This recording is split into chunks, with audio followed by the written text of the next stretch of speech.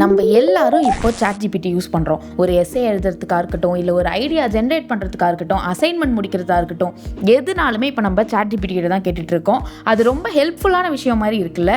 ஆனால் எப்பயாச்சும் நீங்கள் யோசிச்சிருக்கீங்களா, நிஜமாவே உங்கள் பிரெயினுக்குள்ளே இதனால் என்ன நடக்குது அப்படின்னு? ChatGPT யூஸ் பண்ணுறதுனால ஏற்படுற பாதிப்புகளை தெரிஞ்சுக்கிறதுக்காக one of the world's top research இன்ஸ்டியூட்டான MIT ஒரு டெஸ்ட் பண்ணுறாங்க. அதோட ரிசல்ட்ஸ் ரொம்பவே ஷாக்கிங்காக இருந்துச்சு. அவங்க என்ன பண்ணாங்கன்னு பார்த்தீங்கன்னா, 54 வாலண்டியர்ஸை எடுத்துக்கிட்டாங்க. எல்லாருமே 18லேருந்து 39 வயசுக்குள்ளே இருக்கிறவங்க தான்.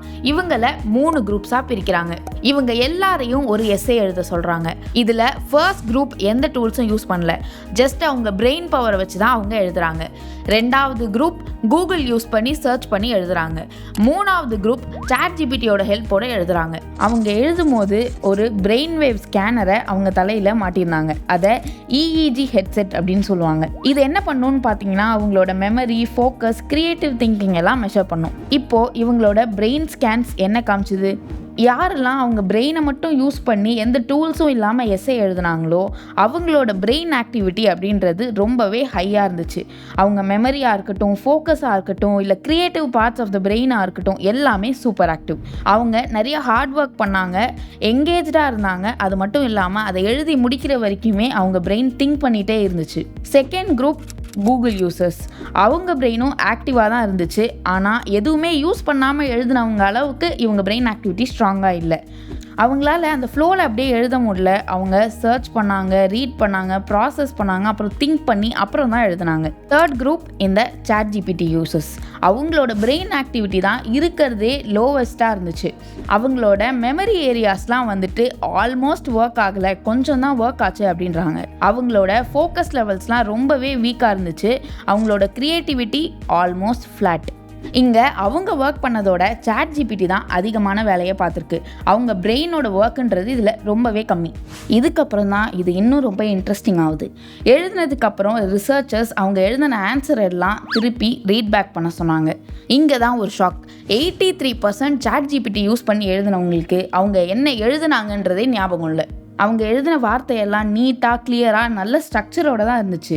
பட் அவங்க பிரெயின் அது எதையுமே ப்ராசஸ் பண்ணல, இல்லை அந்த ஐடியாஸை ஓன் பண்ணவும் இல்லை. இதுக்கப்புறம் இந்த ChatGPT வச்சு எழுதின குரூப்பை ChatGPT இல்லாமல் எந்த டூல்ஸுமே இல்லாமல் எழுத சொன்னாங்க. அப்பையும் அவங்க பிரெயின் லேசியாக தான் இருந்துச்சு. இது ஏன் அப்படின்னா, அவங்க ஏஐயை சார்ந்து இருந்ததுனால அவங்க மெமரி, ஃபோக்கஸ் அது எல்லாமே குவைட் ஆகிடுச்சு.